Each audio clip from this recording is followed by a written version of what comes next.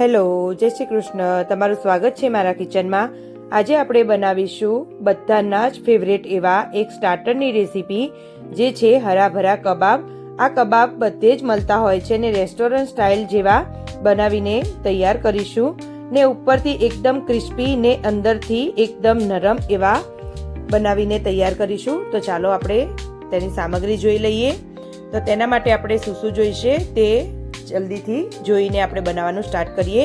તો 1 કપ ઝીણા સમારેલી ફણસી છે, 1 કપ ગાજર છે અને 1 કપ ઝીણું સમારેલું કેપ્સિકમ છે. સાથે બ્રેડ ક્રમ્સ, આદુ મરચાંની પેસ્ટ, ઝીણું સમારેલું ફ્લાવર, વટાણા, પાલકને મેં ધોઈ અને સાફ કરીને લઈ લીધેલી છે.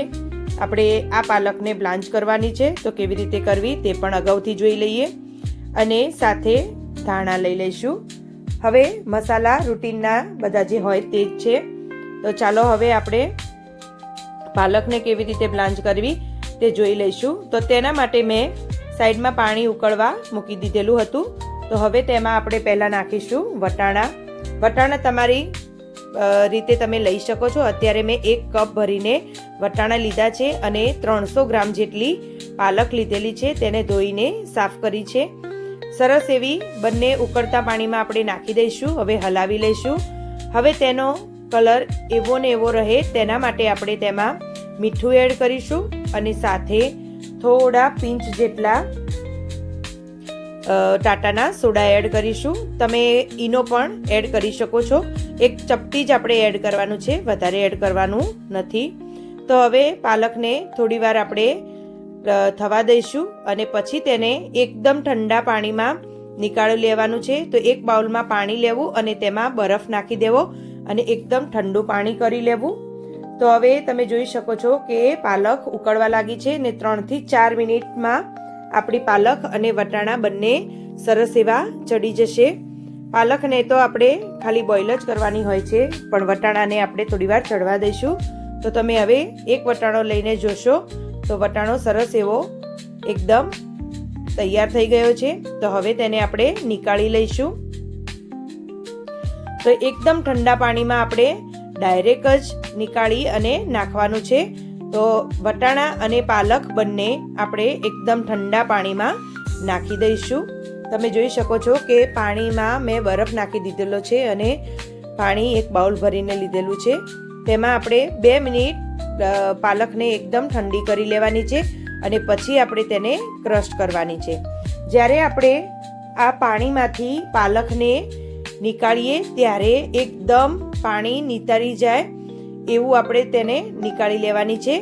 જ્યારે તમે હાથમાં એકદમ નીચોવો ત્યારે બિલકુલ એમાં પાણી ન રહેવું જોઈએ. જો પાણી રહી જશે તો કબાબમાં આપણને બનાવવાની મજા પણ નહીં આવે અને કબાબ થોડા મોઇશ્ચરવાળા થશે. તો તેમાં આપણે મોઇશ્ચરને દૂર કરવા માટે બ્રેડ ક્રમ્સનો વધારે ઉપયોગ કરવો પડશે. તો હવે આપણે બંને નીકાળી લીધું છે અને હવે તમારે ચોપરમાં પાલક અને વટાણા બંને સાથે જ એડ કરી દેવાના અને તેને એકદમ ઝીણા ક્રશ કરી લેવાના છે. તો તમે જોઈ શકો છો તેમાં પાણીનો ભાગ બિલકુલ છે જ નહીં. એવા આપણે પાલકને એકદમ સરસ એવી નીચોવી લેવાની છે. હવે તેને ક્રશ કરી લઈશું અને ક્રશ આપણે એકદમ ઝીણું કરવાનું છે, વધારે મોટા દાણા રહે એવું નથી રાખવાનું. તો ચાલો હવે તેના માટે બનાવી લઈએ. તો કબાબ બનાવવા માટે આપણે બધું જ વેજીટેબલને સોતે કરવાનું છે. તો તેના માટે 2 ચમચી તેલ લઈશું. તેમાં થોડું જીરું એડ કરીશું. જીરું થોડી વાર તતડી જાય પછી તેમાં આપણે લસણ એડ કરવાનું છે. તો લસણ તમને ગ્રીન તમારી પાસે હોય તો પણ તમે લઈ શકો છો. અત્યારે મેં સૂકું લસણ લીધેલું છે, 10 થી 15 કળી જેટલું સૂકું લસણ લીધેલું છે. તેને મેં છીણી લીધેલું છે અને પછી તેમાં એડ કર્યું છે. તો હવે થોડી વાર સાંતળી લઈશું. હવે તેમાં આદુ મરચાંની પેસ્ટ ઉમેરીશું. તો 2 ચમચી ભરીને આદુ મરચાંની પેસ્ટ ઉમેરી લેવાની છે. તમે તમારા તીખાસ પ્રમાણે લઈ શકો છો. ફ્રેન્ડ્સ, તમે મારી રેસીપી કઈ સિટી અને કયા સ્ટેટથી જુઓ છો તે મને જરૂરથી કહેજો ને તમને મારી રેસીપી કેવી લાગે છે તે પણ જરૂરથી કહેજો. તો હવે આપણે આદુ મરચાંની પેસ્ટને થોડી વાર સાંતળી લઈશું. પછી તેમાં આપણે બધા વેજીટેબલ ઉમેરી લઈશું. તો ગાજરને એકદમ ઝીણું ચોપ કરેલું લીધું છે તે છે, પછી ફ્લાવરને પણ એકદમ ઝીણું કટ કરેલું છે. ફણસી લઈ લઈશું.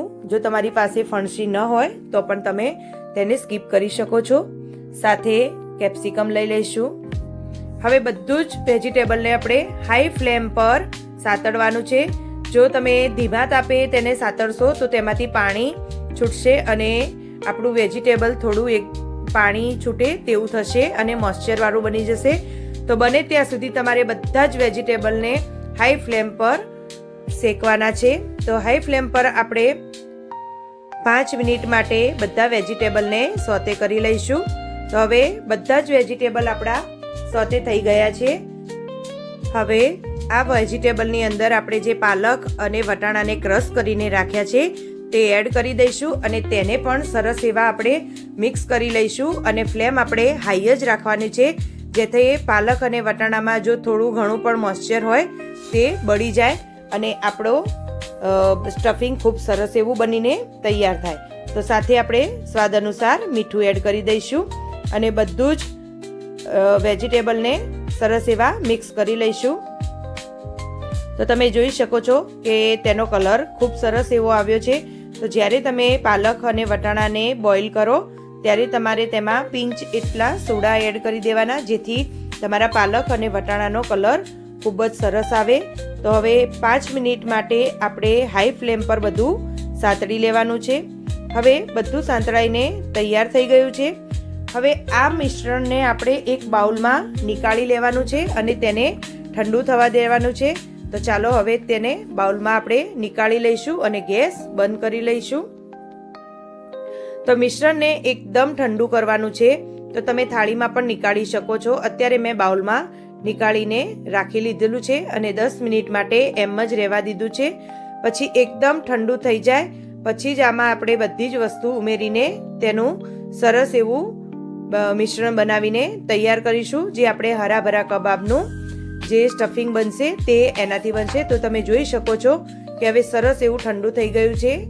અને હવે તેમાં એક મોટું બટાકું મેં ઝીણું એકદમ મેશ કરીને લઈ લીધેલું છે અને તેની સાથે મેં તેમાં મરી પાવડર લીધો છે 1 ચમચી, 1 ચમચી ધાણા જીરું પાવડર અને અડધી ચમચી લાલ મરચું પાવડર, સાથે 1/4 ચમચી જેટલો ગરમ મસાલો, જીરાનો પાવડર, શેકેલા જીરાનો પાવડર લીધેલો છે અને 1 ચમચી ચાટ મસાલો. હવે આટલું મસાલા આપણે ઉપરથી એડ કરવાના છે. સાથે 4 ચમચી બ્રેડ ક્રમ્સ લઈશું. જો તમારી પાસે બ્રેડ ક્રમ્સ ના હોય તો તમારે આપણે જે બટેકા પૌવાના પૌવા આવે તેને ક્રશ કરીને 4 ચમચી એડ કરી લેવા. સાથે 1 ચમચી કોર્નફ્લોર એડ કરીશું અને હવે બધી જ વસ્તુને આપણે મિક્સ કરવાની છે. સાથે આપણે ધાણા એડ કરીશું. હવે આપણે બધી જ વસ્તુને ચમચી વડે પહેલાં મિક્સ કરી લઈશું અને પછી હાથેથી બધું જ મિક્સ કરવાનું છે. તો આપણે હરાભરા કબાબનું સ્ટફિંગ આપણે બનાવીને તૈયાર કરી લઈશું. જો તમને આ બધું જ વસ્તુ એડ કર્યા પછી થોડું તમારે ચાખી લેવું. જો તમને મીઠું ઓછું લાગે તો તમારે મીઠું એડ કરવું અને ખટાશ માટે તમારે આમચૂર પાવડર એડ કરવો, લીંબુ નાખવું નહીં.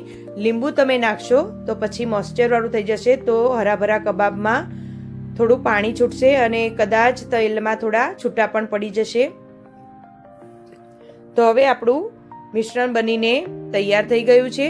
તો આપણે તેના હવે નાના નાના હરાભરા કબાબ બનાવીશું. તો મિશ્રણમાં આપણે લાસ્ટમાં મને થોડું મીઠું ઓછું લાગ્યું તો મેં તેમાં થોડું મીઠું એડ કર્યું છે અને ફરીથી આપણે તેને મિક્સ કરી લઈશું. તો ફ્રેન્ડ્સ, તમે કેવી રીતે હરાભરા કબાબ બનાવો છો તેની થોડીક લિંક એવી તમે મને કોમેન્ટમાં આપજો. તો હું પણ એ ટ્રાય કરીશ અને તમે આવી રીતે પણ એકવાર ટ્રાય કરજો. હવે હાથમાં થોડું તેલ લઈ લઈશું અને મેં સાઈડમાં કાજુના ટુકડા લઈ લીધા છે. કાજુને 2 ભાગ કરીને ટુકડા લીધા છે ડેકોરેશન કરવા માટે. તો થોડું પોષણ લઈ અને આપણે કબાબ બનાવી લઈશું. તમને જે સાઈઝ ફાવે તે સાઈઝમાં તમે બનાવી શકો છો અને તૈયાર કરી શકો છો. આ કબાબ બધા બની જાય અને પછી તમે તેને 1 વીક માટે ફ્રીજમાં સ્ટોર કરી શકો છો અને જ્યારે તમારે ખાવા હોય ત્યારે તમે તેને સેલો ફ્રાય કરી શકો છો. અત્યારે આપણે આ કબાબને સેલો ફ્રાય કરવાના છે, આપણે તળવાના નથી. તો તમે જોઈ શકો છો કબાબ બનીને સરસ એવા તૈયાર થઈ ગયા છે. તો આપણે ઉપર એક કાજુ મૂકીને ડેકોરેશન કરીશું. તો એવી જ રીતે આપણે બધા જ કબાબને વાળીને તૈયાર કરી લઈશું. આવી રીતે બધા જ હરાભરા કબાબને આપણે વાળીને બનાવી લીધા છે. તો તમે જોઈ શકો છો કે બિલકુલ શેક્યા નથી, તો પણ ખૂબ જ સરસ એવા આપણા કબાબ લાગી રહ્યા છે. તો ચાલો હવે તેના માટે સેલો ફ્રાય કરી લઈએ. તો મેં પેનમાં થોડું તેલ લીધેલું છે, એકદમ આખા ડૂબી ન જાય એટલું આપણે તેલ લેવાનું છે અને તેમાં એક એક કરીને મૂકી લઈશું અને તેલ એકદમ હાઈ ફ્લેમ પર ગરમ કરી લેવાનું છે. ફ્રેન્ડ્સ, હવે આપણે તેને બીજી સાઈડ વાળી લઈશું. તો તમે જોઈ શકો છો એક સાઈડ એકદમ ક્રિસ્પી થવા દઈશું અને પછી જ તેને વાળીશું. અત્યારે હરાભરા કબાબ મેં એકદમ ક્રિસ્પી બનાવ્યા છે. તો હવે આપણા બંને સાઈડ બનીને તૈયાર થઈ ગયા છે. તો તેને આપણે નીકાળી લઈશું. તો તમે જોઈ શકો છો કે હરાભરા કબાબ ખૂબ જ સરસ બનીને તૈયાર થઈ ગયા છે. તો ચાલો હવે તેને આપણે સર્વ કરીશું. તો અત્યારે મેં આ હરાભરા કબાબને ગ્રીન ચટણી સાથે સર્વ કર્યા છે. એવી જ રીતે બધા જ હરાભરા કબાબને બનાવીને તૈયાર કરી લીધા છે. તો તમને આ રેસીપી કેવી લાગી તે મને જરૂરથી કહેજો. તો નવી રેસીપી શીખવા માટે મારી ચેનલને સબસ્ક્રાઈબ કરો અને બાજુમાં આપેલી બેલ આઇકનને જરૂરથી દબાવજો, જેથી તમને મારી નવી રેસીપીની નોટિફિકેશન મળી જાય. તો એકવાર મારી રીતથી આ હરાભરા કબાબ બનાવીને જરૂરથી તમારા ફ્રેન્ડ્સ અને ફેમિલીને ખવડાવજો. એન્જોય.